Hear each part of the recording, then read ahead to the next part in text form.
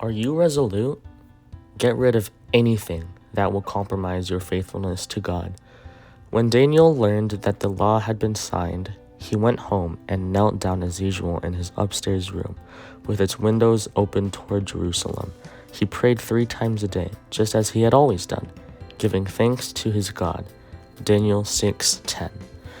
During some of the most difficult days of World War II, British Prime Minister Winston Churchill made one of the toughest decisions of the war. When British intelligence learned that the Germans planned to bomb the city of Coventry, Churchill found himself with a simple yet terrible choice.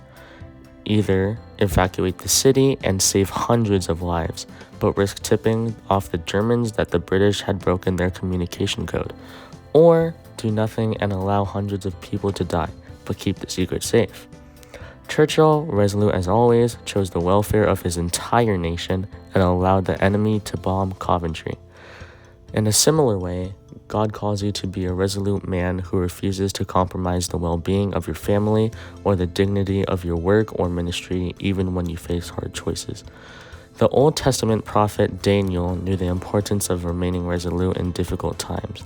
His enemies had duped King Darius into creating a law that outlawed all forms of worship except worship of the king.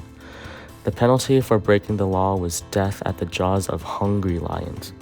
Daniel, too, faced a terrible but simple choice.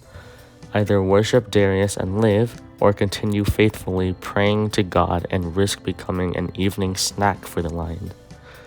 Daniel loved God, so he refused to rebel and worship before a man. In fact, when Daniel first heard of the new law, he headed directly to his room and bowed before God in fervent prayer. His enemies observed his defiance and had him thrown into the lion's den. God honored Daniel's resolute faithfulness and delivered him from death. Daniel didn't receive so much as a scratch. What temptations are whispered in your ears that would compromise your faithfulness to God? Name them. Create and execute a plan for remaining resolute in your commitment to God, no matter what.